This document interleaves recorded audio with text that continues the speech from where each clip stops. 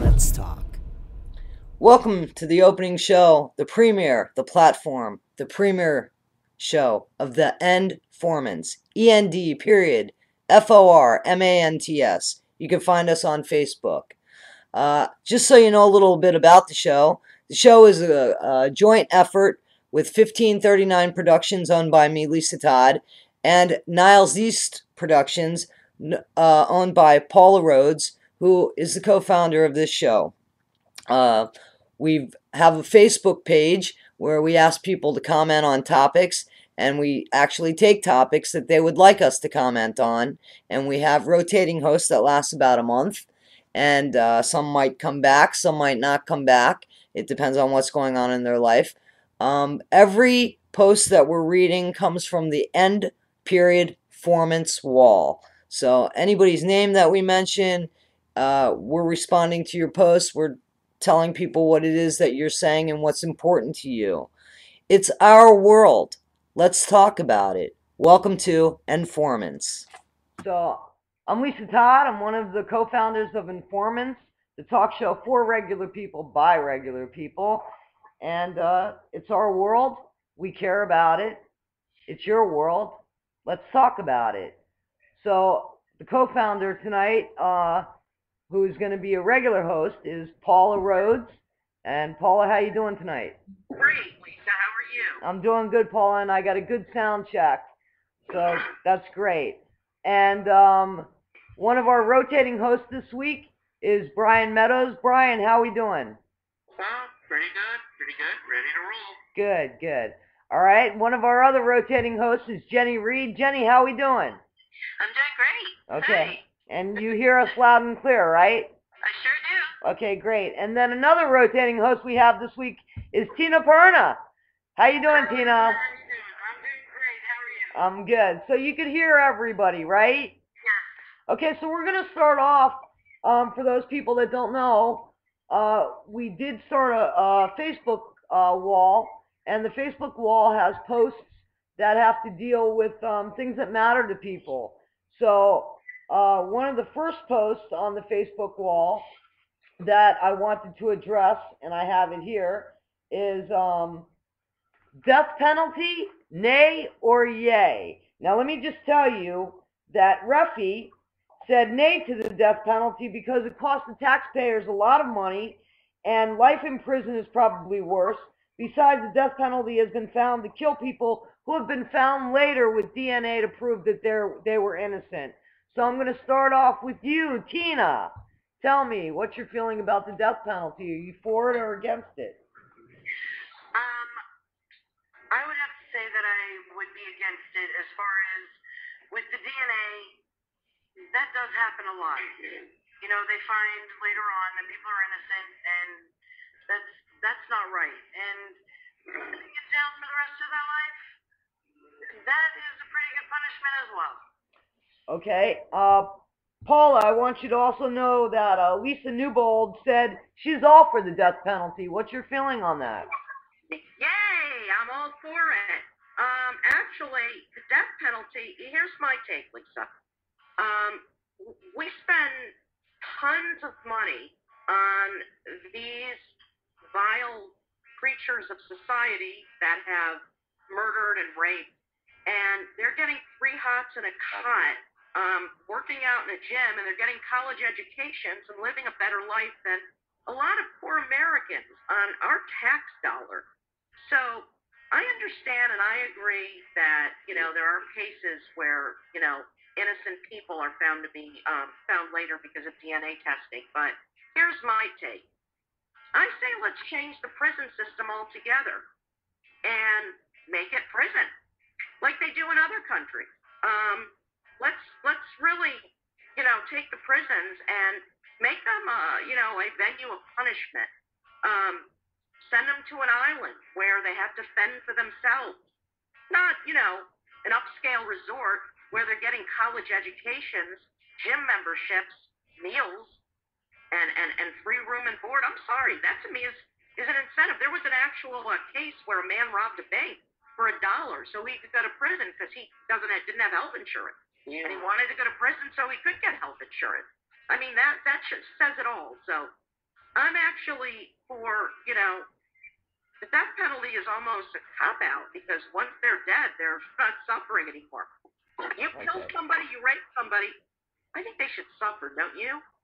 Well, actually, I do agree, and I did work in the jail systems. I think you guys know, and they did refer to where I worked as a Marriott with the name of the county attached to it, which I don't think I should mention, but that they did call it that. And I saw that, in fact, yeah, that the victims were treated better than I'm sorry, that the perpetrators were treated better than the victims. Jenny, what do you think about it? What do you think about the death penalty? Well, it's a really complicated issue for me. I mean, on one hand, I am really, really in favor of making sure that the person who gets punished is the correct person. And to me, if there is any doubt whatsoever, the death penalty should be totally off the table. But if we're absolutely 110% sure who it is, then my first thought is well, if we're sure that it's him, and if the death penalty is the correct penalty for the situation, that's great. It gets them completely gone. There's no chance of them escaping or getting parole or whatever. That's a good thing. On the other hand, I'm hearing Paula saying that maybe the death penalty is actually a cop out. Maybe they really should suffer, and that's a really good point. And that the Refi person who typed in that the death penalty actually costs more money than keeping them alive, that's kind of a good point too. So I'm really kind of waffling. Yeah, she was. Just so you know, Jenny, Refi was just talking about the appeal process and how expensive that was when she. And that's a very good point. I mean, one thing we could do is make the appeal process cheaper somehow, but I don't have any ideas on how one could possibly do that. So taking that into account, that's really a good argument against the death penalty. Okay. I think. Okay, so Brian, I know you're ready to weigh in. I know you're ready to weigh in. Talk about it. What do you think? I think maybe with some exceptions, but basically I will stand with Refi and Tina insofar as Refi's right about the appeal system. All that costs substantially more than life imprisonment would. If we want to make our prisons more like, at least for violent criminals, more like French prisons, I don't have too much to say against it. Although, I kind of think those white-collar criminals on Wall Street and in the big banks, who so far haven't even received a slap on the wrist, hardly, I think I would like to see them in prisons like Cherche Midi or Les Beaumets. I mean, there might be some emotional satisfaction from either seeing them do the air dance or have their heads rolled, but basically, yeah, life imprisonment and Cherche Midi ought to do the trick. Okay, all right, thanks a lot. Paulie, you had something to add. Go ahead. What were you going to say? Okay, what I'd like to say is, why don't we make a deal with Turkey and we'll send our prisoners there. If anybody's ever watched Midnight Express, I think that might be a deterrent. Yeah, I agree. Prisoner swap program. We could also buy Devil's Island from the French. I think that's a good idea, Brian, too. Yeah, send them to Devil's Island and the Turkish prayer. The same, the one that was in the movie Midnight Express. Anybody here to Papillon? Okay. Right, Papillon, absolutely, great movie. Oh, Okay. yeah. Let's go on because we only have an hour, and I know that we're going to have something at the end with the politics. I want to continue on with the posts if we can. Your opinions on Lance Armstrong. So let me tell you, Refi had an opinion, and we thank Refi. Refi said if Lance Armstrong did use drugs and it was proven beyond a reasonable doubt, he should turn in his medals, money received from winning the Tour de France, and be banned from any future competition. I'm sure he will deny what the doping committees have said. Keith Cameron said he's a national embarrassment, and Dan Y. Goldfeder said, a good human being and a survivor who helped people with cancer. I would have to say he has helped people with cancer. I would hope that that's the case because I'm sure that they're going to check into those monies. Sabrina Hayes said he's a disgrace and so hurtful to all the clean competitors out there. Brian Buddha said, cheating doper, invaluable cancer fighter, the first man to ride a bicycle on the moon. Lisa Newbold responded, sucks that he doped, disgraced him and tarnished his legacy, but has raised a buttload of money for cancer. We all make mistakes, unfortunately. His was really, really public. Let me start with you, Paula. What do you think about the doping bit? Because it seems to me that there's been evidence, and he has been told that he's going to have to return some money, and he was his medals were taken away. But what's your feelings about this? I think he's a disgrace, Lisa. I'm sorry that he suffered with cancer, and I think I know people make mistakes, but when you're in the public spotlight like that, you're really held to another standard. You really are. I mean, it's like a double-edged sword. You're become rich, and with that becomes added responsibility. And there are so many athletes that have beaten cancer and have maintained their sport with integrity, and he hasn't done so. And I'll tell you, I was an athlete, and I guess that really makes this so offensive to me. And yeah, I just think that look, what he did is now he's publicly embarrassed, and I think he deserves it, and definitely needs to be stripped of all his accolades. Definitely. Okay, Brian, you're ready to pop in. I think so. I've been listening pretty closely because my opinion on Lance Armstrong is still, how shall we put it, not gelled as yet. But this much I will say. That he did dope is a disgrace, and it does sort of slap the honest competitors in the face, too, which I'm very strong against not slapping. I'm strong against slapping honest competitors here in the face, either in sports or in the economy as well. And indeed, I don't see how, essentially, Lance Armstrong is any less guilty than the people I mentioned last question, albeit concerning different matters. On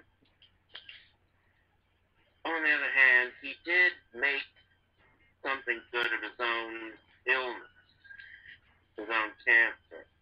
Okay. I think, though, there ought to be a heavy penalty against him, and he's already had to forfeit his medals. And I think I would say I would probably make him return 50% of what he got from the endorsements and whatnot, at least 50%.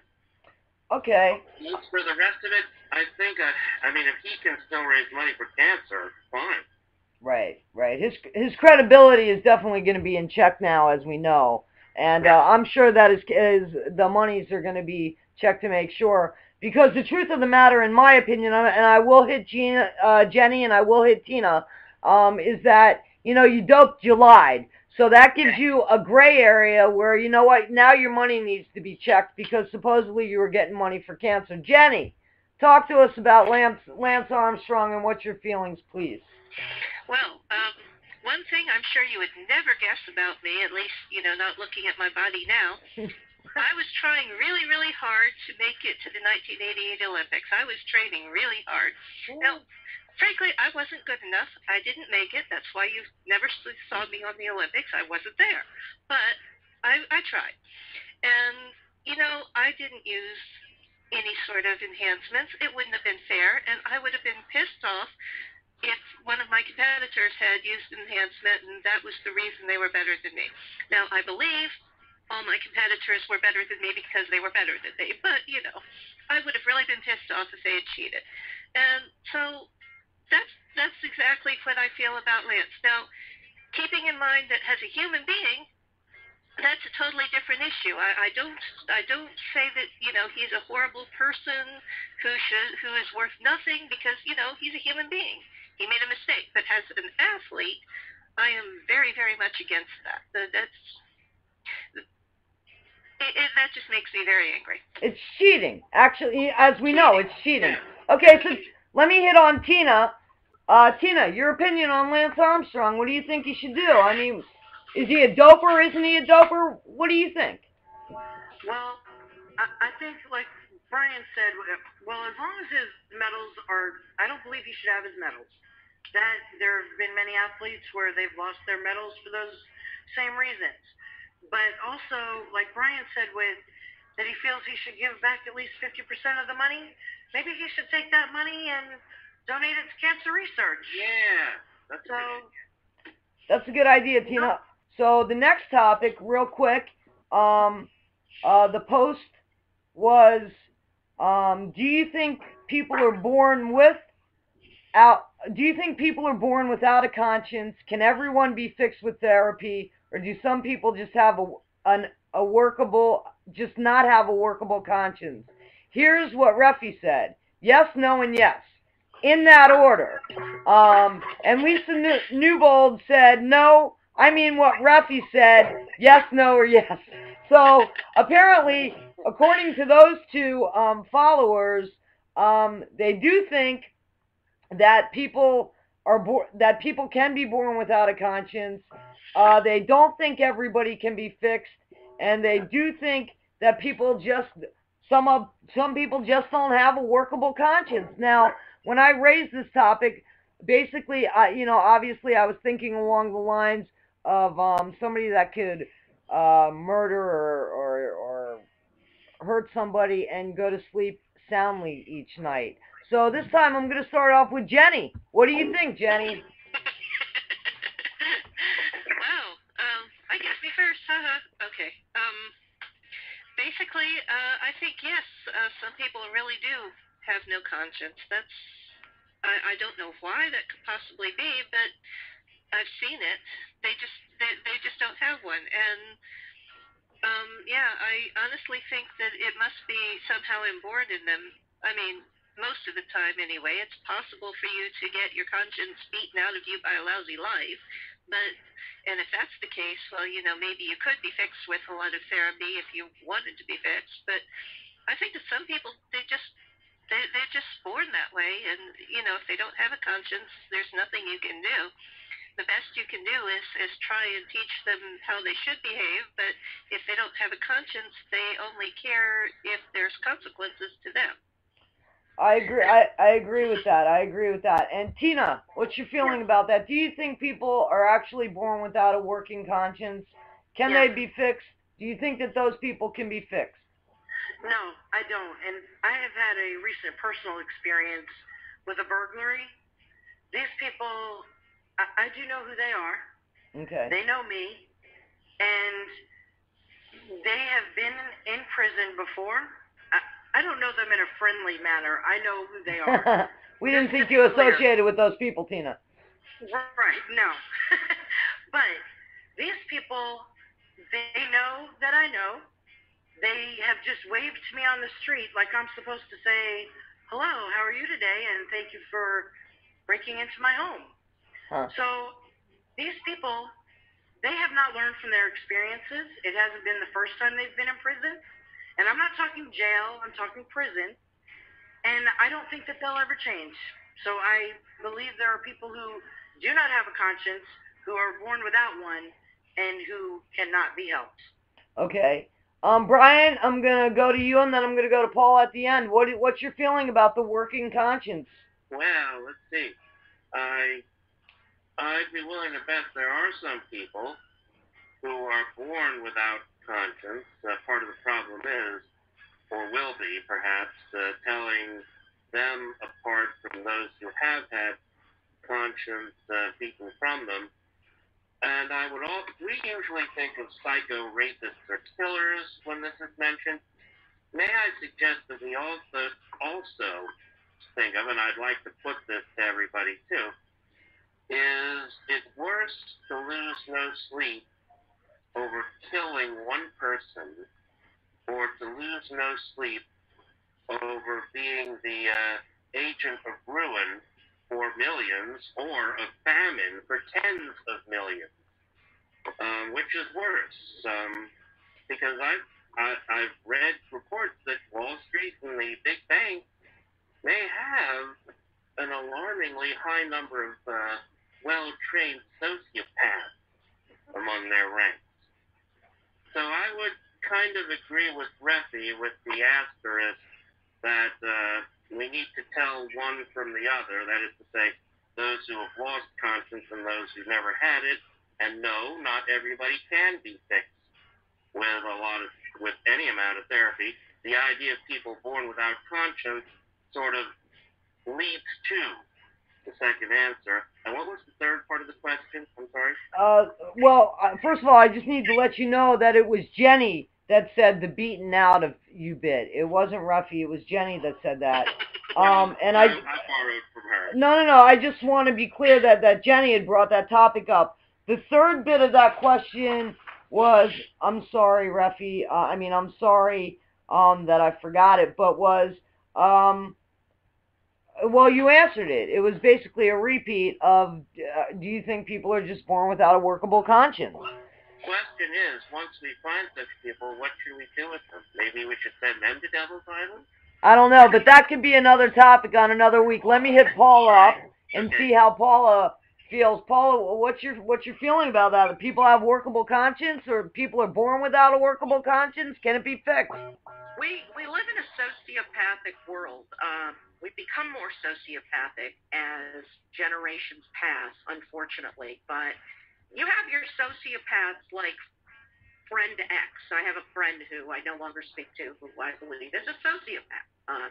Very self-centered. Actually, I know a couple people like that. They usually date them, but anyhow, you're not alone there, Paul. I have a tendency to be a magnet for sociopaths. I don't know why, but anyhow, they're really good looking. I guess I overlook it, but unless I find a head in the refrigerator, of course. That was a joke. But a toe I might not mind so much, but a head. Anyhow, I think that there are people that are beyond help that are born without a conscience, and I think that those people, like the Ted Bundys or the Jeffrey Dahmers or the John Wayne Gacy's or the Adolf Hitlers, they're the monsters of society. But I think there's a lot of sociopaths walking around that we know and we talk to every day, and they're not wired like I guess we are, or the norm, or maybe they are becoming the norm these days. And those people can't be helped because they don't steal. So, but the funny thing is sociopaths don't think they need help. They think they're perfect. And I'll tell you, that's a telltale sign. If you have somebody in your life who's never wrong, run, Forrest, run. Can I say something? Because they'll drain you, and they're sociopaths. Yeah, Brian's got go ahead, Brian. You had something that you wanted to add. I just want to take a little bit of issue with it being a sociopathic world. I heard something recently that of the bones that have been found of our prehistoric ancestors, 1/6 of them, about 15% or so, have signs of being done in by another hominid, by a fellow human. Probably an ancestor of my ex. What I'm getting to is the death and violence rate has, with some intervals during the time of civilization, steadily gone down. Even during World War II, the death rate was only 3 to 5% of the human race. I mean, that is to say, the killing rate was only that, and it is continuing to go down. I think, though, as the world gets smaller, we just hear more about sociopaths and such like, which, of course, colors our perception. Okay, I'd like to add something, even though I'm the moderator here, but I believe this. I believe that we kind of had we kind of have an attitude that we live in a disposable society, and I think that we're a big part of that. However, should I hurt somebody, I tend to notice that, and I go back and say, wait a minute, I'm sorry. But if I was hiding bodies in my refrigerator, it's doubtful that I would go to sleep at night, sound. So, God, I hope not. yeah, I mean, right. Especially if the bodies were alive, that might keep you awake. Might be a little noisy in that refrigerator. Sounds like zombie whoop. Let us out, let us out, let us out. Look, I'm too close to the ketchup. Move me. Move me. Hey, zombie too. All right, so let's go on to the next post here. One of the posts says, if you could undo or change one moment of world history, what would it be, and how would you change it? And here, Reffy, she says, I don't know how I could change this. Hitler should have been aborted.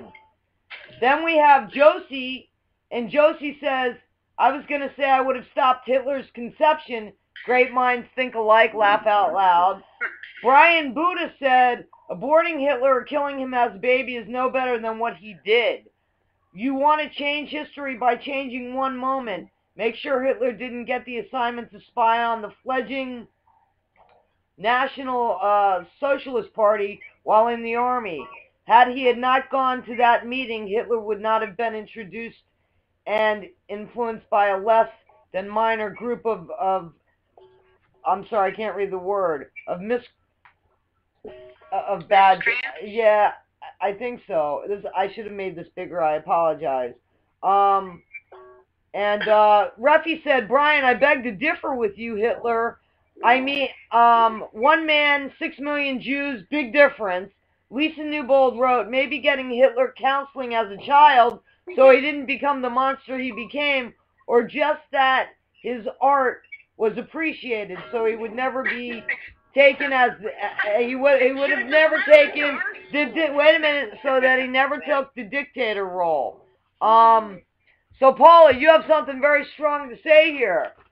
I mean, well, definitely. I mean, Hitler is top on my list, of course. I lost family in the Holocaust, and they should have just let the dude into art school. He could have, done some really messed up, crazy looking, surreal paintings, and been done with it. But unfortunately, that's not what happened. But I think that if I could change something in history, I don't know. I think I'd go back quite further to possibly the birth of Ishmael and what happened with that. Because when you think about what's happening now, what's been happening since time immemorial between two brothers, Ishmael and Isaac, and I think that I would have gone back in time and found some different way of what happened, because that has sparked fighting forever. But as far as modern history, definitely, I like what Rex said about aborting Hitler, or making sure that he never rose to prominence. But you know what? That begs the question: if Hitler, would there have been another Hitler?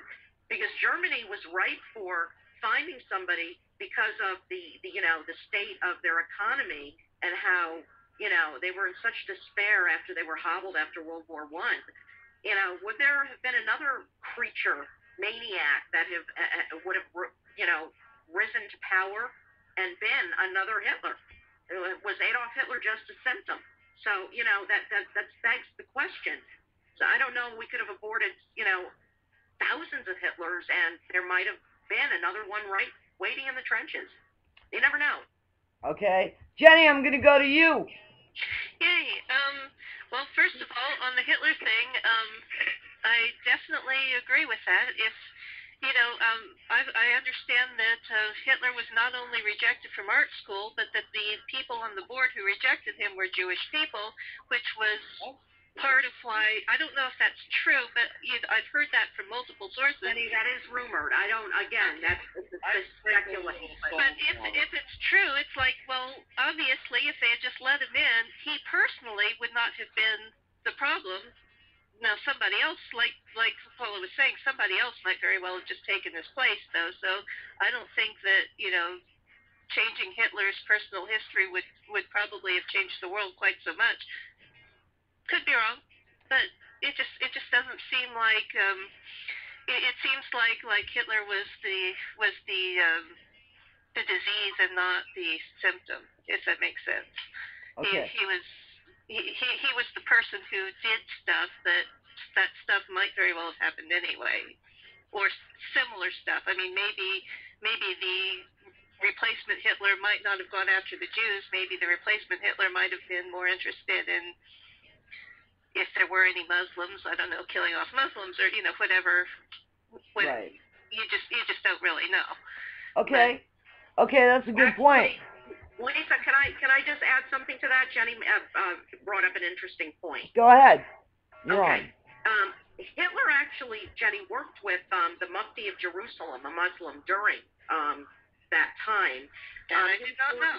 Yeah, he was working hand in hand with I guess the head Muslim, radical Muslim, if you will, the Mufti of Jerusalem, who was complicit in the Holocaust and the killings of the Jews. So, yeah, I don't think he would have gone after that. And you have to remember that Hitler went after the Jews because at the time the Jews were internationalists. When Germany's country was failing economically, there was this family called the Rothschilds, and they owned all the banks. And there was a Rothschild in France, and there was one in England, and there was one in Germany. They were all over the world. So the Jews were able to manage and transfer. They were blamed by Hitler. They were a perfect scapegoat. And one can trace back. It's rumored that Hitler is actually half Jewish because they can't really trace his paternity. They don't know, but they do say that Jews denied him entry into art school, but that again is a rumor. But Jews were just a perfect scapegoat to him, and that's why he targeted them. And it's still happening today. Okay, so I want to go to Tina. Tina, if you could change one thing in history, and it doesn't have to be, we don't have to stay on the Hitler topic because it really wasn't a Hitler topic per se. It's just what people responded on. But if you could change one thing in history, what would it be? Honestly, I would need more time to think about that, and I apologize for not having an answer for that. But first, I'd like to tell all of you, thanks for the history lesson, because there are things about Hitler that I had no idea that you're all bringing up. Now, the question is asking, or not really the question, but the responses that have been given in regards to Hitler. The question is if we could change it. Obviously, we can't change things. But if we could, and Hitler was not ever born, and we could have avoided all of that would have been wonderful. And then it goes back to the question of, are people born with a conscience or without a conscience? And there you go. I don't think he could have been changed regardless. So let me go to Brian on this. I'm not trying to hurry people up, but we got a few more posts, and then I want to get into a political talk. So Brian, if you could change one thing in history, and it does not have to be Hitler. I know that the topic has brought us there because it was appalling. I want to say this: there are modern day Hitlers today, as we already know. Yes. So, please, if you could change any point in history, Brian, what would it be? I think what I would change is, let's see. Originally, I thought maybe I'd change something in accordance with one of my philosophical mentors, Eric Hoffer, said. He said, had there been no Lenin, there would have been no Hitler. I think there's a lot to be said for that. And I think in that respect, maybe I would have somebody push Lenin in front of an oncoming train at the Zurich station, maybe. But there are other things related to that as well. I kind of ask myself, would I want, say, the Archduke and Archduchess of Austria-Hungary to have taken a different route in Sarajevo? So they wouldn't have been assassinated. That wouldn't have been the start of World War I. And I would also like to address a thing or two brought up by some other people here. Somehow, however tolerant the Habsburgs were in Vienna, I don't think they would have had any Jews on, imperial school boards like the School of Art. Allow me to doubt that fairly healthily. And also, the Rothschilds, as I think you said, Paula, were just visible. They didn't have anywhere near the power still credited to them by a lot of people. Yes, they did. Yes, they absolutely. Well, yes, they did. Absolutely. I'm reluctant to go with that because it sort of gives back to maybe those who would scapegoat other Jews as well. No, I don't want to do that. I think most of the bankers, even today, are Gentiles, which is no doubt why there's corruption even in the LIBOR rate today. But let that be for another day. And I think, on balance, I would have somebody push Lenin in front of an oncoming train. Okay, and I hate to do this, but the final post, and the reason why this is because we have to get into the politics bit, but if you could have dinner with one world leader, alive or dead, who would it be, and what would you ask them? Reffy says, Franklin Delano Roosevelt. Question would be, why don't you take care of yourself? We need good leaders now. Cindy says, what should be done in Vietnam for JFK? And Lisa Newbold says, Gandhi, how'd you do it? So this time I'm going to start with Brian. Okay. So, Brian, the question is, if you could have dinner with anyone, any one world leader, dead or alive, who would it be and what would you ask them? I think it would be my man Harry Truman. And I'm not sure, I need to think a little bit about what I would ask him. I think I would ask him, what was the most difficult decision of his time as president? Mostly I would want to concur with Churchill that Truman, more than any other man, saved Western civilization. Okay, very good. Paula, who would you like to have dinner with? What would you ask them? Wow, it would be a toss-up between Golda Meir and Winston Churchill. I'd probably, my favorite leader is Golda Meir, hands down. I would just sit with her and pick her brain because she's so amazing, and ask her for what she would do right now to help the United States. What would be her plan?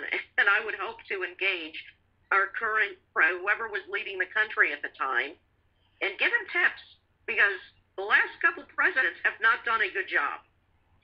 Okay, very good. I want to go ahead to Jenny. Well, I thought a lot about that when that question showed up, and I think I picked Abraham Lincoln because he just has this mystique about him. I read a biography about him, and he, once upon a time, and he was, a simple farm boy, effectively, although he did know how to read, so he wasn't totally simple. But, he had very humble beginnings, and yet somehow or another he managed to become great and become a president, and still at the same time managed to keep the humbleness and the honesty that that were his core values when he grew up. And most people, if they start humble and they become something really great, they tend to lose it. They can always go, well, I had this humble background, blah, blah, blah, and they'll pull it out when they need it, but it's not there anymore. And he managed to keep it. And I would just like to talk to him about how it is that he managed to be what he, who he was. Okay, great. Tina, same question. If you could have dinner with any world leader, dead or alive, who would it be and what would you ask them? Well, with history not being my extreme strong point, I really couldn't think of anybody that way offhand, but I'd like to have dinner with Jesus Christ and ask him, am I doing it right? What else can I do? All right. So that would be my answer. Jesus Christ? Too. Okay. I would like to have dinner with. Okay, and just so that you know, I would want to have dinner with JFK and ask him how needy was Marilyn Monroe, actually. There was another post, and I'm going to do it differently next week as far as pulling them off earlier than an hour before. We did have a post about God. I don't honestly think that we should reach out to that because it there was only really one response besides the people that are on the Endformants panel, besides Pat Tibbs, and she said that she didn't spend a lot of time thinking about God. I don't know whether there is one, and I don't really care. I have a moral life, but it's the right thing to do. And she lives a moral life. It's the right thing to do. Lisa Newbold said that she believed that she was perfect and made from perfect God, but perfect in her own imperfections. And I think I'd like to leave that post there if I could, because I think that God is a hot topic, and who God is to everybody, I think is a personal thing. Do I have everybody's agreement on that for this week? Yes. Okay. Yes. I'd Okay. just like to ask the first writer a question briefly. How do we know what right is? And leave it at that. That can be for next time. Okay, you can't leave it at that, Brian, because I'll tell you why. It goes back into the conscience bit, and I think we actually have a moral fiber that tells us what's right and what's not right. So, I mean, right might be too broad of a thing to bring God into it. However, again, it goes back to the conscience issue of, when you're doing something wrong, and you don't care or you care. And that's if you have a workable conscience, I believe. Right. So, what I'd like... Not sure at all, but let that be. Well, Brian, I don't want to cut you off, so, I mean, go ahead. I don't want to cut you off, so go ahead. Seriously. No, I said let's let that be. Oh, okay. All right, here we go. I'm going to go ahead and bring up political posts that people actually messaged and asked us to please put on the site. And, that post is, sorry again for this, there's a question by a follower, that's asking, those supporting Mitt Romney, how can you justify his flip-flopping on issues? Paula, I'm going to start with you on this because I believe you're a Romney supporter, and I just want to know how you feel about it, and then I'm going to go to Brian on it, if I can. Okay. Lisa, actually, I'm a Romney supporter by default because Obama is such a disaster. I don't love Romney, but he is the lesser of the evils. Yeah, he flip-flops, and so does every other presidential candidate. So does every other politician. I mean, Obama has flip-flopped back and forth on pretty much every issue as well. But he's, the media darling, and the media won't point that out, but they'll lambaste Romney every chance they get. Romney, is speaking to his base. I believe him to be a moderate, not a conservative. He's proven that in his leadership. he is speaking to his base right now to get the votes, and that's what every candidate does. And Obama, what scares me is, Romney might flip-flop on what he says, but Obama, I wish he flip-flop on what he did, because he's proven to be a disaster to our country, an absolute disaster in every level. Our economy is worse off. The unemployment, numbers just came out the other day. They're higher than when he took office. Our economy is worse. Number one is national security. It's got to trump everything right now with, Iran inching towards nuclear weapons. Obama has bungled the Middle East. I could spend hours talking about it, but obviously this isn't we don't have the time. But Romney is the lesser of the evils, and, I really hope he wins. Okay, Brian, respond to that, please. Well, for me, it's the other way around. I'm no great fan of Obama's, but he is head and shoulders above Romney. Romney is querulous, first of all. Yes, politicians do flip-flop, they put spin on, but the Romney campaign has been so eye-poppingly egregious as to dwarf anything I've ever seen, for sure, and I've been watching campaigns since 1968. I would also point out that national security is multidimensional, and my question is, what good is it if we return from a victorious war in Iran only to discover the country has been gutted and sold up? That's what I think we're looking at in the events of Romney's victory. I think with Obama, there is still more of a chance and at least somewhat more space to remedy our problems both at home and abroad. Because he's done such a great job so far, right, Brian? He's done a good job. He has. How do you define, if you define good as we're swimming in the toilet and we're on the brink of becoming a third world country, then I guess he's done a good job. He's done a good job for, 2.5 years of steady economic growth. Where? Where is this steady economic growth? Job growth. On Mars? A job growth? Yes. What kind of job growth? People are.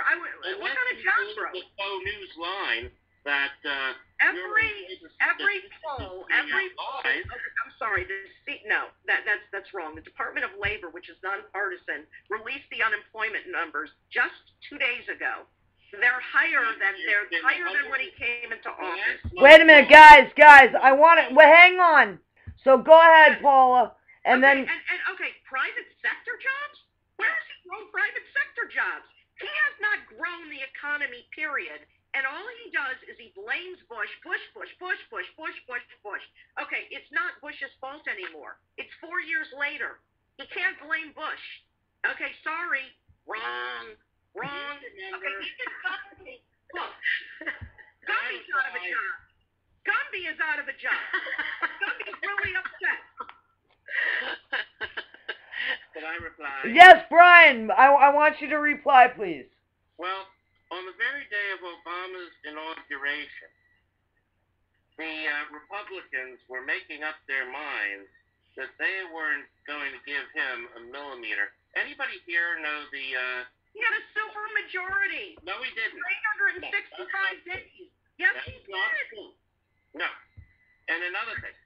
I was about to ask, does anybody know the post-Civil War song, "Oh, I'm a Good Old Rebel"? Are we going to go with the racism line again? Oh, yes, we are, actually. Okay. Because we're all in the KKK if we don't like it, right? The Republican leadership was that of unreconstructed Reds. Two on them all. Guess who started the KKK? The Democrats, Brian. That was a long time ago. The Democrats and Republicans have sort of switched. I understand that, but you know what? I'm sorry. Okay, you know what I find absolutely hilarious? That you're gonna sit here and call. You know what? Yes, I believe there's racists in every political party. I believe it's not it's not just the Republicans. There's racists in with the Democratic Party as well. But you know what I find hilarious? You're talking about a president that spent 20 years in a church led by a man, the Reverend Jeremiah Wright, who hated Jews, who hated white people, who spoke against Americans, who was glad that 9/11 happened, who would scream, "God damn America! God damn America!" Who hated Jews, who gave Louis Farrakhan the highest award that he could get in the church. This was Obama's, not just his reverend, his best friend, his spiritual advisor, his mentor. Okay, this is where he spent 20 years, and you're going to call the Republicans racist? What about our president? Not only has he shown in his past that he had a close affiliations with known Jew haters and white haters, okay? But look at his track record on Israel. And don't throw some article written by some J Street self-hating Jew about how Obama is good to Israel, because he isn't. He's the most hostile president we've ever had to our strongest ally, period. And that is a fact. So before you call the Republicans racists, let's acknowledge the fact that Obama himself is a racist and an anti-Semite. Hang on a second, because Brian, we don't have sound from you. Brian, we don't have sound from you.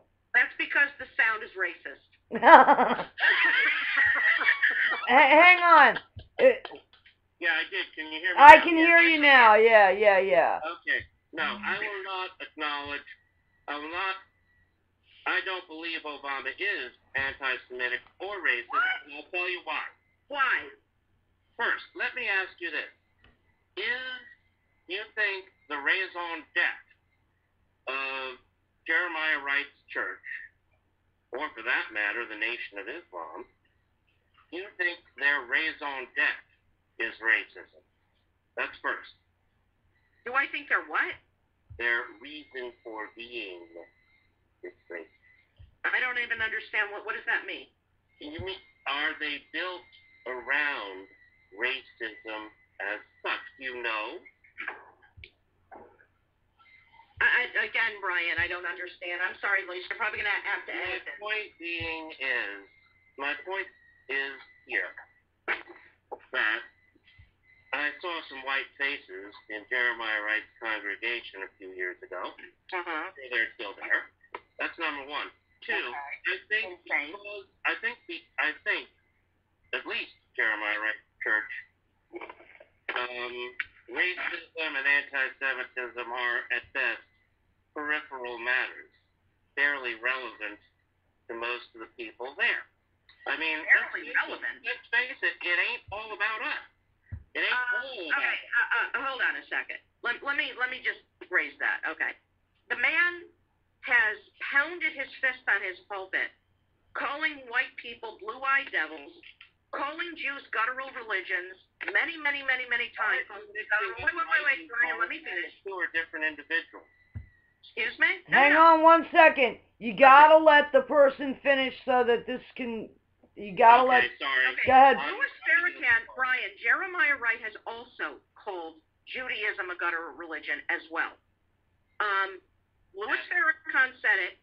Jeremiah Wright parroted it. He also gave Louis Farrakhan the highest tribute award of that church. Now, let me tell you something. This wasn't a remote peripheral speech, and even if it was, I would find that troubling. Let me tell you, I'm Jewish, and I only go to temple on the high holidays. If I went to a temple and my rabbi made one comment during his speech against any ethnic group, I would be out of there faster than your yarmulke could spin. Okay? So before you could say gefilte fish, I'd be out of there. So don't try to make excuses for this anti-Semitic, anti-American, anti-white reverend that Obama was friends with. And let's just not forget his other close affiliations while he was in college. This is heavily documented. And you know what? Why don't you read his book, Dreams of My Father, that was written before he got into politics, because he's a megalomaniac and was writing biographies before he was even into politics, where he himself was saying how he doesn't like basically, sort of taking pot shots at white people. Read it. Depends on what. His own words. Yeah, Brian. Well, I haven't read Obama's book, first of all. Well, read them. Then how could you say that he's not a racist? I've read his books. I've read Dreams of My Father 3 times and Audacity of Hope twice. I rather suspect I will see it differently when I read it, because, again, different context. And also, there's a difference between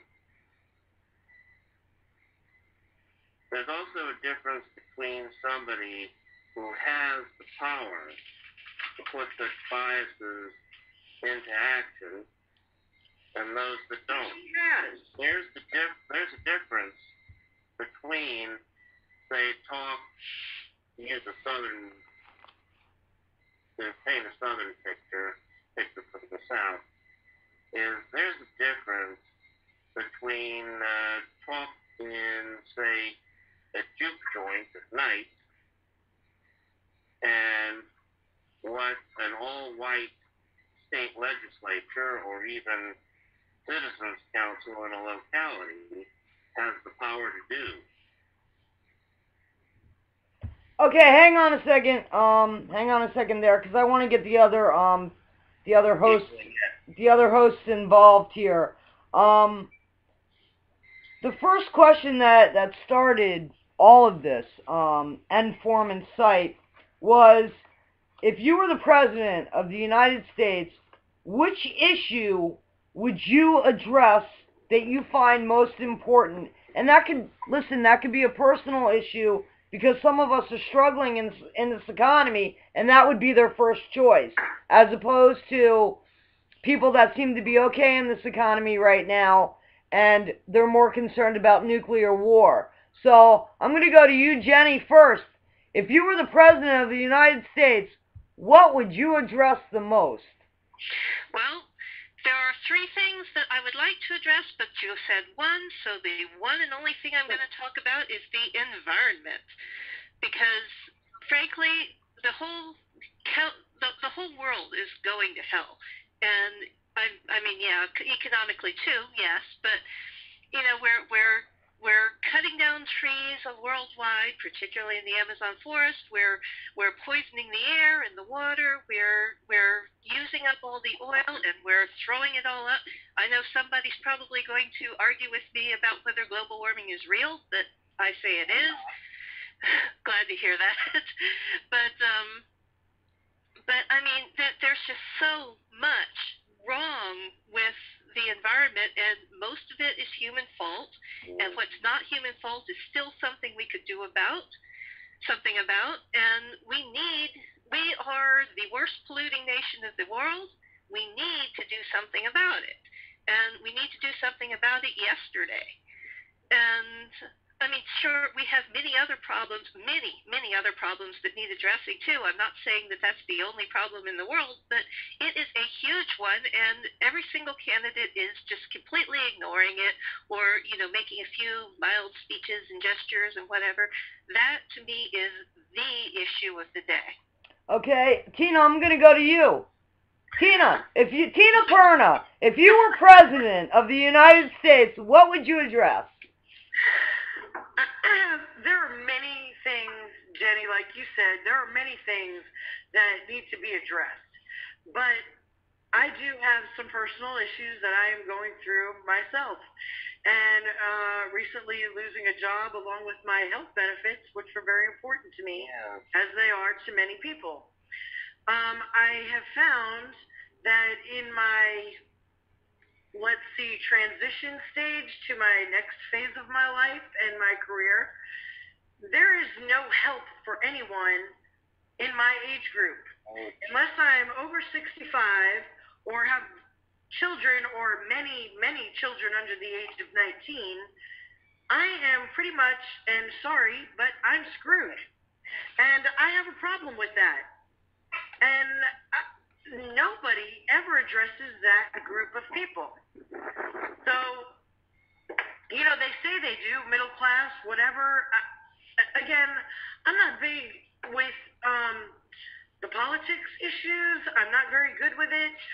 Brian and Paula, you're wonderful. I'm, again, enjoying the lesson. However, that is something that's really big for me. And there's a lot of people that fall in that category. And I think that they would like to see something done about that as well.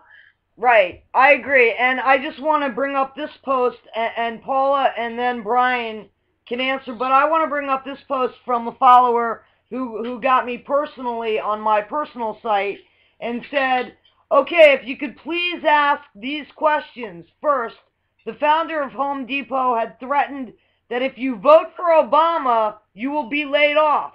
So all the generators he's donating, selling to the people from the Northeast. 2, ask Romney voters. Romney has stated in the past to do away with FEMA. Okay, in the light of Hurricane Sandy, do we now know his statement on that? 3, why should this country not have health care, which Tina was talking about, for all Americans, that even though it might not be the best health care because the wealthy people will be able to choose their doctor of choice, but why can't the rest of Americans have health care like the poor do with Medicaid? So Paula, talk to us about issues. I brought up the 3 things that this one person has in particular. They kind of go hand in hand with what Tina was talking about. They seem to be in favor of Obama, but they're important issues to people of the middle class. I know that you have a very strong opinion about nuclear war and what's going on there, and I feel you. So I want you, and then I'm going to ask Brian, but, can you address this? Yes.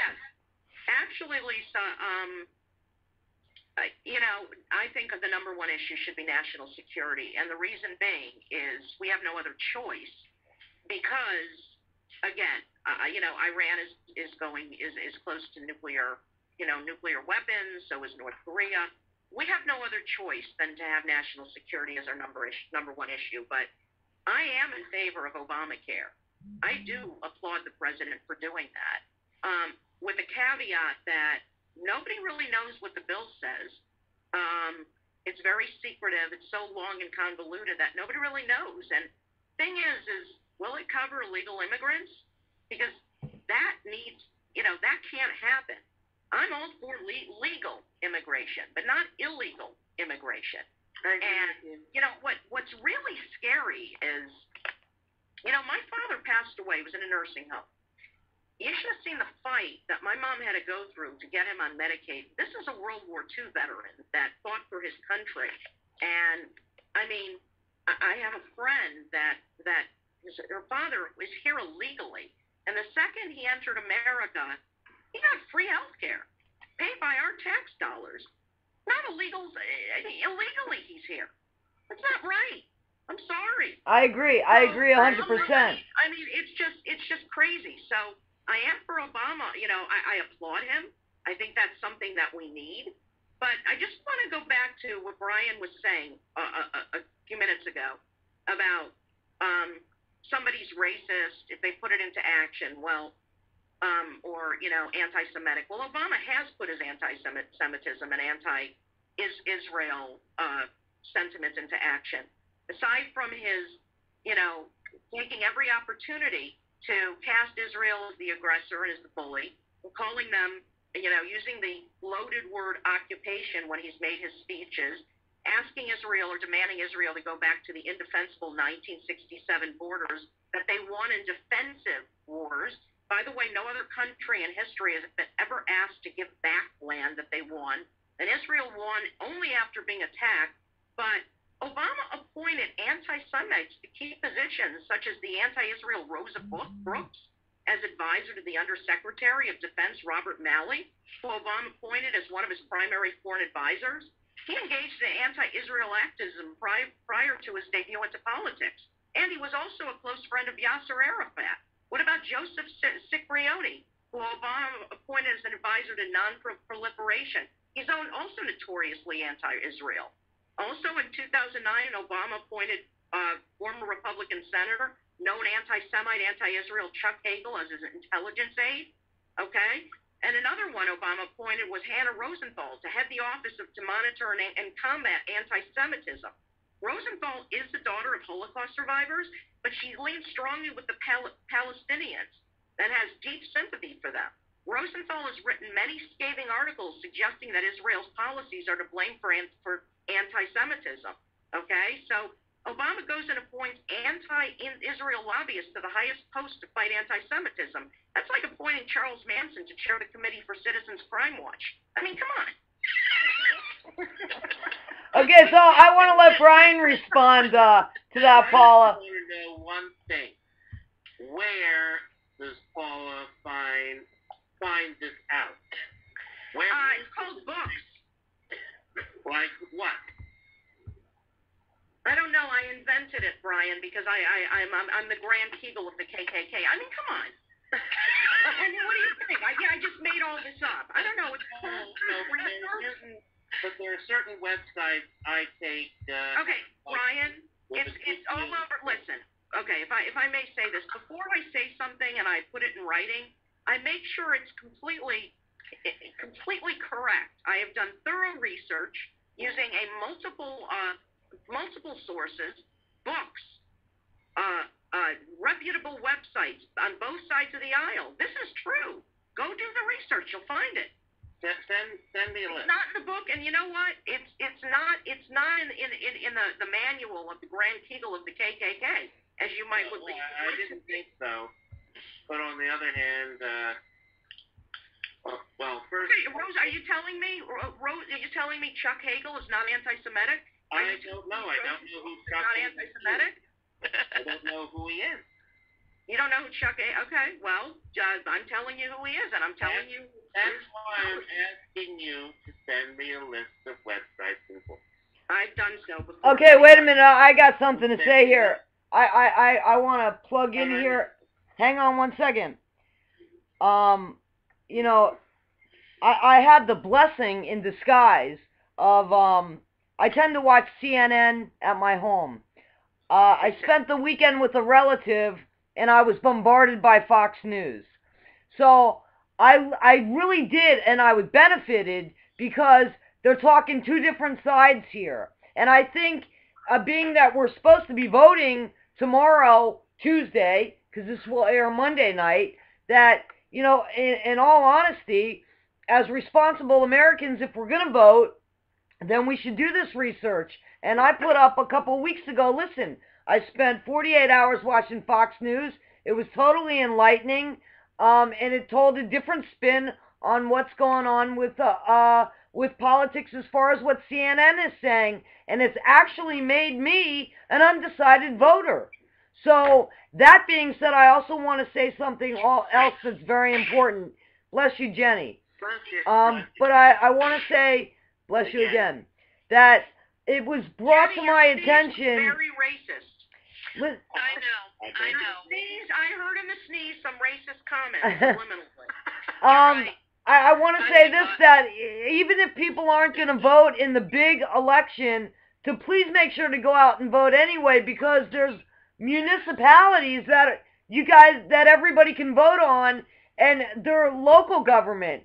So please, you know, even if you're not going to vote on the big race, you know, you do still need to go out there and vote. However, I did want to mention that because that's something that's nobody has really mentioned. And so anyway, Brian, I've got the camera on you. I need you to pull it down a little bit so we can see. Yeah, okay, there you go. So Brian, I mean, Paula brought up some pretty valid points. And you know, I just want to know, you know, about your response, because I know that you're a strong Obama, you know, that you're going to vote for the man, and Is it because you think he's the lesser of two evils, or do you really believe in Obama? The former, the lesser of two evils. My complaint with him, though, is less that he is not so much that he's not Bibi's loyal subordinate, but that justice has not been served as regards the men, and it is largely the men, who crashed our economy, who crashed it in large part deliberately. I mean, and we want to give power back to those guys? I certainly don't. And Mitt Romney he's them, embodied. Paula, I know you got a response to that. I see your hand up in the air. Okay, well, Brian, if you want to blame somebody for crashing the economy, blame it on George Soros, who, by the way, is Obama's puppet master. Puppet master? He's the puppet master, Bonnie. You know George Soros, the head of the fund, the key funder of MoveOn.org. Oh, God. I think Brian's about to lay an egg. George Soros. Obama's puppet master. Yeah. He is about Obama's puppet master. He absolutely is. And you know, good old George Soros helped work with, even though he was born a Jew, the reason he survived the Holocaust is he posed as a Nazi and helped the Nazis confiscate his property. Wait a minute. Before, Paula, you got to do something. You're too dark. There you go. Okay, so wait a minute. Hang on a sec. Wait a minute. Paula, you were saying that go ahead, was the puppet master, and Brian was laughing. So I want you to continue on with that, or Brian, I want you to say something in defense of laughing, because in laughing you're really not saying anything. This conspiracy theory rot I have heard before and thought, and I have read things which basically tear it apart. Not a conspiracy theory. Well, where's your sources? Whatever. Yeah. Nah. Oh yeah, whatever you want to call it. It's there's precious little, if any, proof of it, but it's something. How about all the money that they found that George Soros is he not the founder of MoveOn.org? No. He isn't? No. He doesn't fund MoveOn.org. I don't know. No, actually he doesn't. All their only funding is the $7 million they raised from however many subscribers they have, and MoveOn.org was founded collectively by the people who are still there. George Soros got nothing to do with it. Really? Is that why he gave $1.46 million to MoveOn.org just this year alone? Well, I don't know where that figure comes from, but MoveOn.org His own website? What? His own website? His own website? Yes. I've never been there. I will have to check that. Okay. Maybe the Grand Kegel put it there, like hacked into his website. No, not the Grand Kegel. Maybe Mayor Kahani's reincarnation. I guess I want to go ahead and I want to talk to Jenny for a second. Jenny, and you don't have to answer this. Are you going to vote on Tuesday? Of course. Okay. I think everybody who's allowed to vote should vote. Okay, but go ahead, Jenny. Go ahead. I'm sorry. And by allowed to vote, I meant old enough to vote and an American citizen and register. Right. And Jenny, and you don't have to disclose. Would you like to share who you're going to vote for? I'm going to vote for Obama. Okay. All right. I guess the next question would be, why are you going to vote for Obama? What do you like about President Obama? Well, there are several things that I like about him and several things that I hate about his opponent. And anyway, one of the things that I like about Obama is that while while it may have been a little bit late, it came. He said that he is in favor of homosexual marriage. Now, I suppose I should share right now that I am in a homosexual marriage. My wife and I have been together since we moved into the same house in 1995. We got legally married in 1996, and then I guess it was 2-3 years ago now, I can't remember the exact date, the people in my state voted to make my marriage illegal. Now, call it personal if you want, but I kind of think that they shouldn't have been allowed to do that. I wasn't hurting them. Most of the people in my state never even knew I existed. I'm not exactly out there screaming about it from the top of my rooftop. And even if I was, only the local neighbors would have been able to hear it. But, I don't think that I hurt anybody. I'm just me. And if my marriage was somehow or another a problem for you people over there in Arizona or wherever, I'd like to know how. Okay, Paula's got her hand up, so let me go to Paula on that one. Paula. Okay, Jenny, I applaud you, and I hope that gay marriage is legalized one day in the United States. Then I'll have to leave the country because I never want to get married because I'm also gay. All right. I'd like to ask you, who said, wait, excuse me. Who said in 2008, I believe that marriage is the union between a man and a woman? 1,000,001 people. Right. That was Barack Obama. Barack Obama said on April 17, 2008, I believe that marriage is the union between a man and a woman.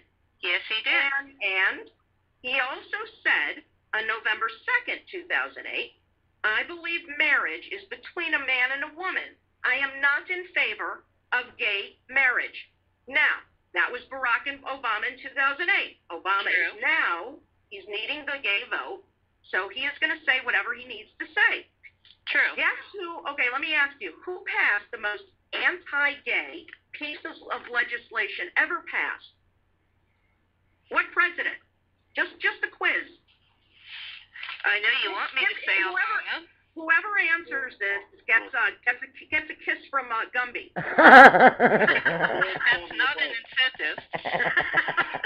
Well, I'll give you the answer. That is Bill Clinton, a Democrat. He signed DOMA, the Defense of Marriage Act, into federal law.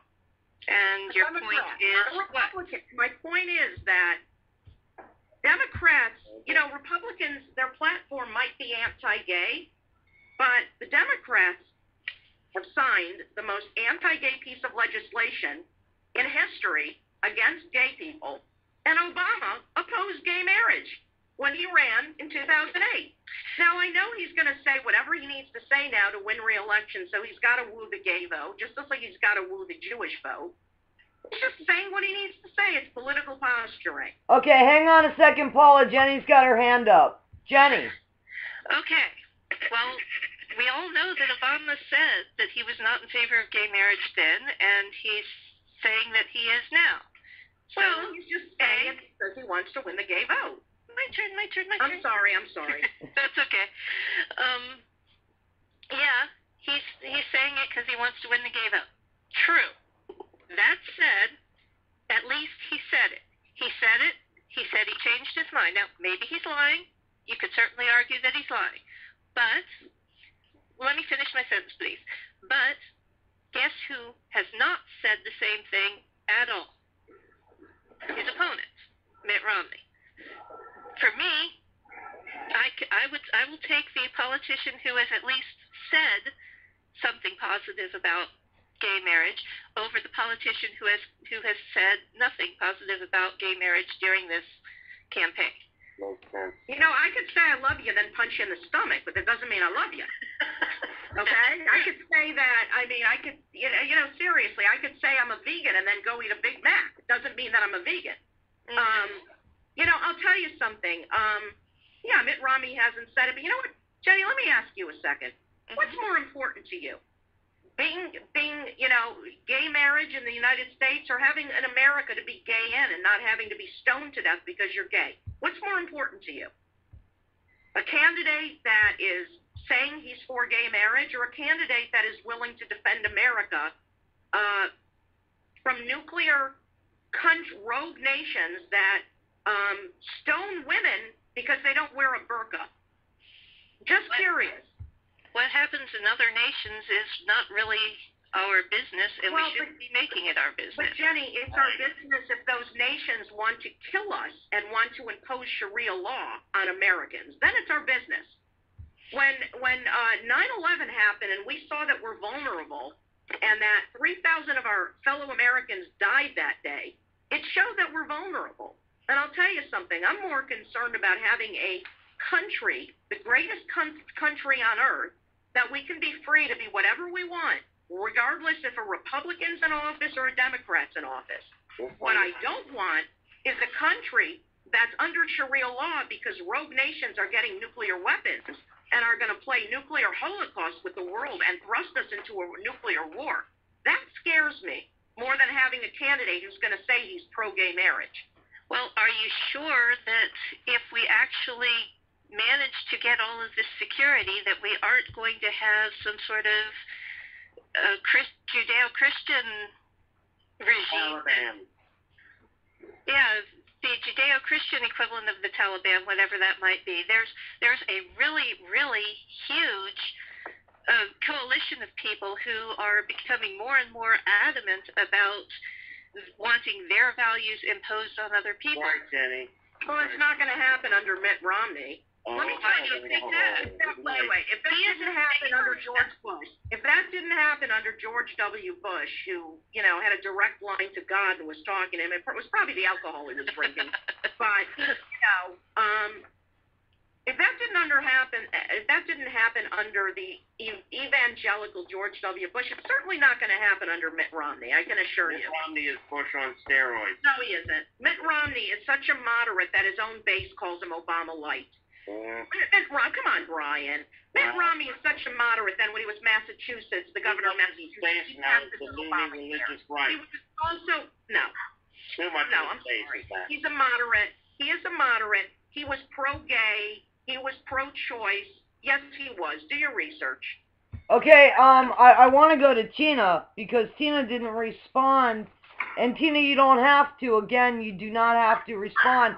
But Tina, are you going to vote on Tuesday? And if so, are you going to share with us who you're going to vote for? Honestly, I still am undecided on my candidate, and I'm undecided on voting. They both have things that I am for, like Jenny said. I am not gay, but I love many people who are, and I feel that they should have that right to be married as well. But my feeling is this: at the end of the day, okay, Paula, here's for you. I pray to God about things, and I would like a president that prays as well to God. Okay. Well, that's not Obama. You know that Mitt Romney is a Mormon, right? I understand that. Okay. He's a little closer than Obama would be. But like I said, I'm still torn between the two. I don't really, right now I could honestly tell you, I am torn, but I don't believe Obama believes in God or a nation under God. That's a good point, Tina. That was a good point. Paula's got her hand up. She's got something to say. Paula. You know what? I liked what Tina said, because when you take God out of the equation, God help us. But on the other hand, it's scary. It's really the last time that we merged church and state. The last time church and state were merged, people were stoned to death. You cannot have church and state. You can't do it. And I do not believe that Mitt Romney would do it.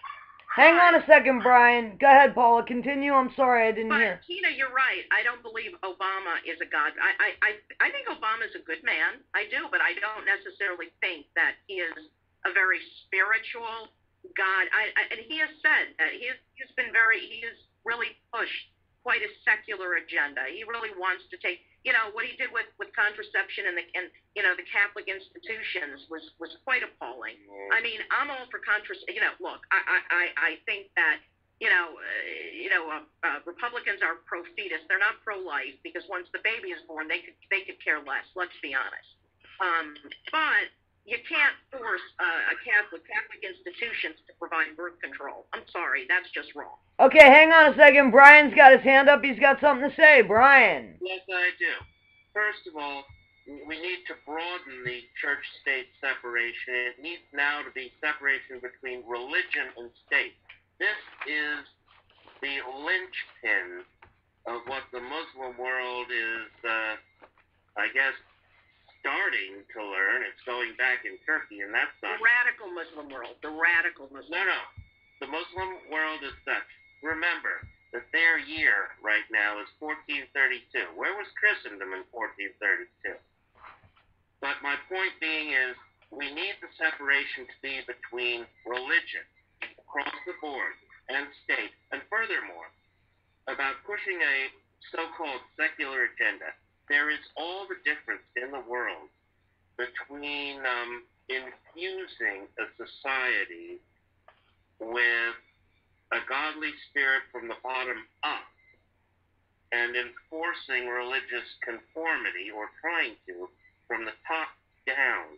We also, even in this country, we have some work to do to get away from the enforcement of religious conformity from the top down. Okay, hang on. Paula had her hand up. But Brian, were we not founded as a Judeo-Christian nation? Not officially, no. Yes, officially, absolutely. No. What do you mean not officially? Tripoli in 17... Well, were we founded as a pig Latinish nation? We were founded as a secular nation. No, we were not. We were founded as a Judeo-Christian nation. We're not a secular nation? No. Wait a minute. You guys, Paul is saying that we were founded as. So that's what she's saying. Not that we are right now, but that we were founded as. So. We were founded, Brian. We were founded as a Judeo-Christian nation. No. Take out a dollar bill, and does it not say in God we trust? It doesn't say in Mickey Mouse we trust. That's it doesn't say in Gumby we trust. 1955. Gumby's really pissed off because he wants it to be in Gumby we trust. But it says in God we trust. We were founded as a Judeo-Christian nation. It hasn't always been on the currency, only since 1955 or whenever it was. But it was during the Eisenhower administration. Second, John Adams, when the Treaty of Tripoli was made with the Barbary States in 1797, it was explicitly stated the United States, as the United States is, in no sense founded upon the Christian religion, not to mention, of course, the First Amendment, which, of course, forbids establishment of religion. Okay, I got Paula with her hand up. Paula. Okay, Brian, on the 5-cent coin in 1883, it said, "Our Lord." We have indeed. Okay, there was references to God in Our Lord back to 1883. So that's not what you said about Eisenhower is not true. That's news to me. Well, I never heard about it, and I would like to know where you did. it's called a book about the euro currency. What book? What's it called? About the euro. Listen, I've done a lot of research. Paula, you got to bring up the. Paula, you got to do. Brian, look it up. It's all over the place. I don't know what to tell you. Tell me where to go. Hey, I've sent you so many links. You left yourself wide open there, Brian. I don't know how many more links. I think Facebook's going to start limiting me on links I can send you. I've sent you every time you ask me to provide something. I send you the link. Even Gumby sent me the link. I don't know. I never got it for some reason. Yes, you did. I did. I don't know where to find it. I don't know where Facebook put It's it. your racist alter ego. Oh, stop. Okay, so have we covered everything? Oh, you know what? There was something that I think that I wanted to bring up, and maybe you guys could help me with this. I want to know why we're not talking about what happened in Libya to our U.S. ambassador, and why there's a paper trail that went on for months with that Libyan ambassador asking us for help, and it's only come out recently, and some of the news shows aren't even sharing it. This is what made me an undecided voter. I think that our ambassador in Libya was asking for help, and I think he was ignored. Jenny, she has her hand up. So, Jenny, talk to us. Well, that is one of those things that I don't know a lot about, but I do know this much. The Libya ambassador definitely was asking for help, and he was definitely told no.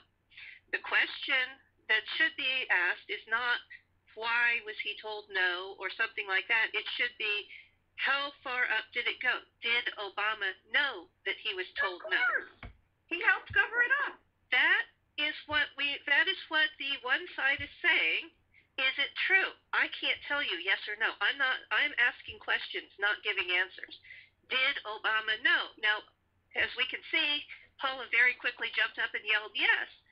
But did he know? Of course, the opposite side is going to jump up and yell no just as quickly. Okay, I want to say this, Jenny. I do want to say this, that I don't know if you know this. Hillary Clinton knew. Now, did you know that she actually said she's going to take the fall for this? And yes, she did. Okay, so I mean, I would think that if Hillary ain't talking to the president, there's a problem there, because that's what she's paid to do. So I would think that she probably did bring to his attention. Paula has a lot of research. I don't know, Paul, if you've actually. I know that there's paper trails that go to the day the man died, where he asked for help and he didn't get it. Did Obama literally see that paperwork? I would think something's wrong with our system if he didn't see the paperwork. We lost Paula. I think she's coming back. But I mean, coming back. Oh, yep. And here she is. Wait a minute. Let's give her a chance to get here. Yep, Paula. So Paula, do you know if Clinton? I mean, I'm sorry, if Obama knew. I know you watch a lot of the Fox News and the more conservative channels. Of course he knew. First of all, when the story broke, if you notice, they started blaming, blatant lying, that it was because of that video that went out. It's cover up over cover up over cover up. And Obama absolutely knew. The ambassador had been begging for extra security for a long time. He was denied. Obama knew. He absolutely did nothing. And the media's not covering it because the media's in love with Obama. And they always, just like they really gave no coverage when he was running to Jeremiah Wright and all his past associations. Just like Obama was at a fundraiser for the anti-America, anti-Israel Rashid Khalidi, where actually the Times sat on a videotape where Obama was making anti-American comments. The media loves him. They cover for him. That's why they're not reporting on it. That's why the only stations reporting is Fox and now CNN. Obama is covering up, period. And Hillary is taking the fall. So she's admitting it, because think about it.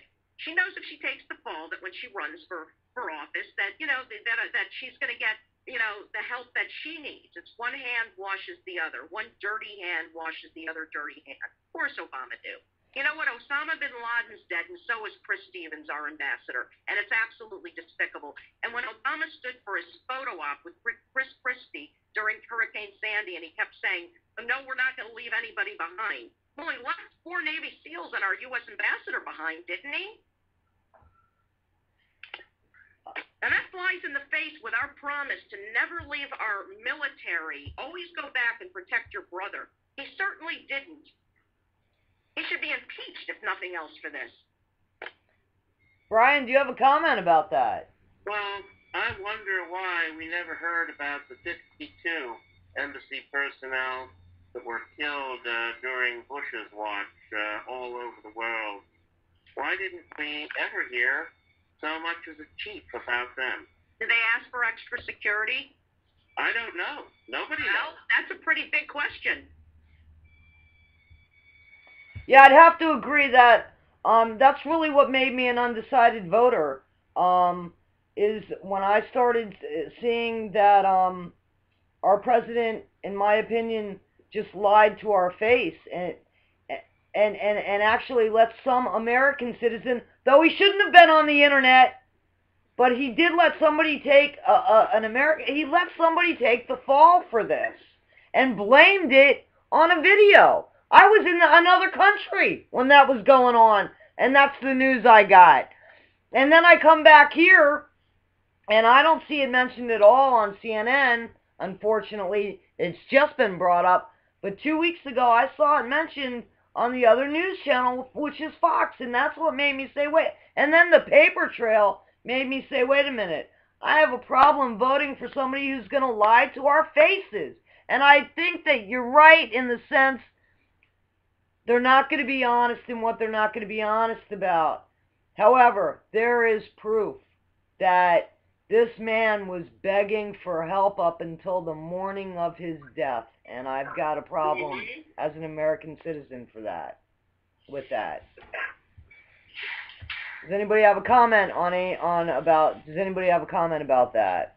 I know Paul has commented about it. Democrats are so bad at covering their tracks.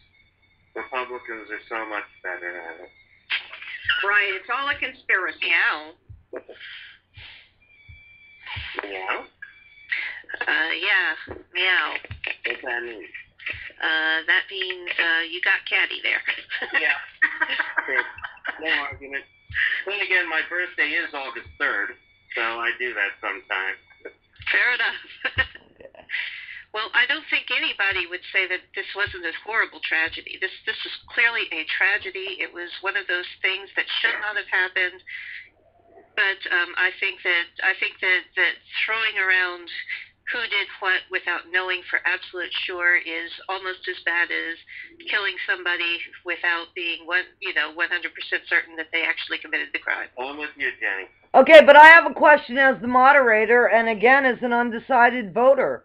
I give President Obama kudos for killing Osama bin Laden on his clock. Can I say one more thing? Sure. Okay, about Libya. Sure. They found emails that Obama has.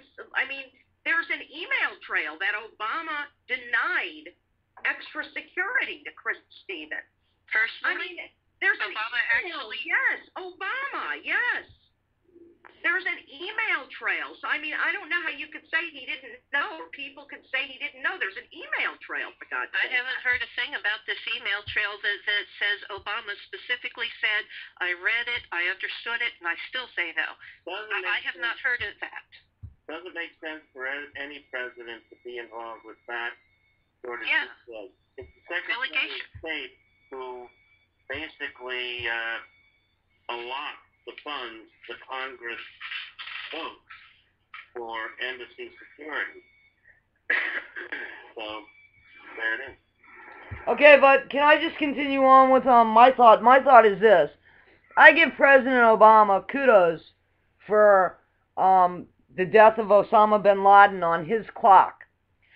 Giving him kudos for that, I have to say that I got to make him responsible for what happened to our ambassador in Libya, because he was, I believe, as much involved in that as he was in killing Osama bin Laden. They had videos. I know that they had videos at the time of that massacre that happened with Stevens in Libya. I know that they have that, so I know everything was done in real time, and they were, and that's proven that they have that. Even the dog agrees. And listen, I'm getting kudos from a dog, and they know better than all of us do. So I'm ready to end this week's show because we've gone well over. But I'm just gonna give everybody a final word, and I'm gonna start with Tina. Tina, you're gonna go first. Final word for the week. Amen. That's a good word. That's a good word. Okay, I'm gonna go to you, Jenny. I'm sorry. Go ahead, Tina. I said it works for me. There you go, Jenny. Final word for this week's show. It doesn't have to be one word, by the way. Oh, okay, good. That's much better. In that case, it's Buddha. Sorry. Let's go. Okay, all right. And I know I'm going to go back and forth here for a minute, but Paula? Well, I just like to say my thoughts and prayers go out to our brothers and sisters on the East Coast. I hope that they're getting the help that they need, and I hope they I pray for all of them. And love our country, and I hope that Mitt Romney wins only because he's lesser of evils, and we need to get our economy back on track and make sure that we stay safe, our national security. And just remember, kids, sticks and stones may break your bones, but words will send you to therapy for the rest of your life. Okay, Brian. That's an awful lot of last words, but let's see. I will say, I guess my last words are vote on Tuesday and vote in such a way that we have a country that's worth living in. Those are good words. Let me say, as the moderator of this week's show, that please be responsible in your voting. We brought up a lot of things that are debatable. If they're important issues to you, please do the research and find out who it is that you're in fact voting for. Don't forget to pay attention to each other in this world. It is our world, and we're going to continue to talk about it each week. Thanks for joining us. Thank you. Thank you. Thank you. Hi, I'm Lisa Todd. I want to thank everybody for joining tonight's show, The Informants. I'd like to thank the rotating hosts, Jenny Reed, Brian Meadows, and Tina Perna for joining this week's show and engaging us in their conversations. I'd also like to thank, obviously, my partner and co-founder, Paula Rhodes, who's a regular host on the show, and we hope that we've enlightened you with things that you didn't know about and things hopefully that you had an interest in. We recommend that you do go out and vote on Tuesday. Even if you're not in for the big election, there's a lot of little municipalities that might be very important to you locally, and you can certainly do something. We have the power to vote. We earn that right. We should take advantage of it. I'd also like to thank Thomas A. Bryant for the opening sequence of The Endformants, and Country James for the sound effects of the opening sequence of Informants. Thank you guys very much for your hard work. And everybody that has an interest in Endformants, the page is END.FORMANTS, and you can find us on Facebook. If you'd like to be a rotating host, we'd love to have you. Send us a message. If you have a topic you'd like to talk about, we'd love to hear it. Send us a message. We'll post it. Please know that it's a public site. Also, one thing, don't ever forget it. It's our world. Let's talk about it. Have a good week.